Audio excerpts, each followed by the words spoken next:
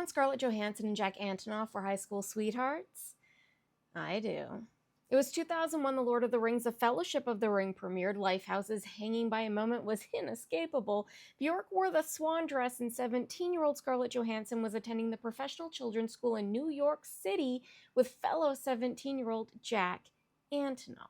Scarlett was a Manhattan local who began acting at the age of 9, having appeared in The Horse Whisperer and Home Alone 3. Meanwhile, Jack was commuting to school from his home in New Jersey, where he had just formed his newest band, Steel Train, with friend Scott. The pair played their first show alongside Alistair in the early November that September. Maybe Scarlett and Jack started dating the year before, or maybe they went into senior year smooching. The details are unclear. But what we do know is that Scarlett's career started taking off that year after appearing in the cult classic Ghost World, and Jack's band was about to land their place on indie record label Drive-Thru Records. Rest in peace. They attended their high school prom together, and thankfully someone had a camera on hand to capture such historical moments like this one in the back of a Lincoln limo. But alas, their young love was not meant to be, and they broke up at some point after their graduation in 2002 or maybe even 2003. Again, another detail that is unclear, but I think it was 2003 based on what I'm about to tell you. Scarlett had applied to NYU's Tisch School of the Arts, but didn't get in. She took that rejection and landed a lead role in Sofia Coppola's Lost in Translation, which took her to Japan that September. Filming in Japan with a Coppola or improv warm-ups with a bunch of freshmen at Tisch? Which one would you rather? After filming wrapped on Lost in Translation, she went right from Japan to Luxembourg to film The Girl with the Pearl Earring. Meanwhile, Jack hit the road that summer with Steel Train, where they played the drive-thru stage at Warped Tour, which did a stop in Vancouver, which means I was there, and I don't remember him being heartbroken, although all the boys on the drive-thru stage were pretty emo, which is why we loved them. But where did their young love go wrong?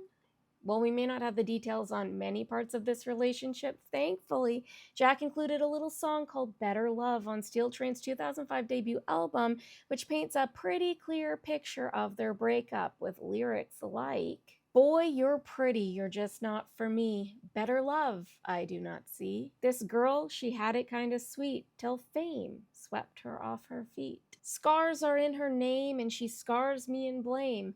Hey, Scarlett, you're not the same. So I flew west to see her pride. 2 weeks since the music died.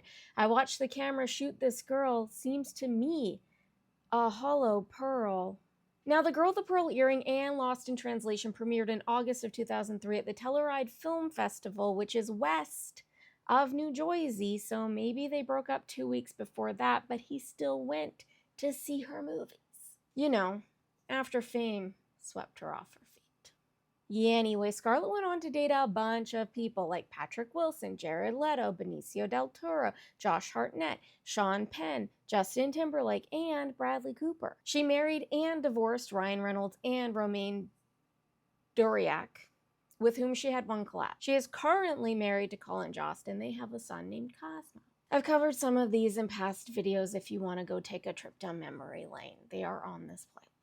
Now, Jack went on to join the band Fund alongside the format singer Nate Ruess. I'll still take Snails over We Are Young any day. In 2014, he launched his solo project Bleachers, which also happened to be the year that then-girlfriend Lena Dunham discovered that he had dated ScarJo, not because he told her, but because she saw a photo of Jack and Scarlett on the Old Love's Tumblr. Lena claimed that she had no issue with this, though, saying, "I'm not jealous, it's very sweet, I love looking at pictures of them. She's beautiful, he's beautiful, but it was just so surreal to be looking through this blog that gives me so much pleasure, and then there's my boyfriend, and I was like, my mind is going to explode." It was also around this time that he wrote and produced 3 songs for Taylor Swift's 1989 album, which secured him 2 Grammys and a partnership with Taylor, which had him working on Folklore, The Vault Tracks, Midnights, and the Torture Poets department. Lena and Jack broke up in 2017, and then he married Margaret Qualley, daughter of Andy McDowell and Paul Qualley, who also have a video on this playlist, in 2023.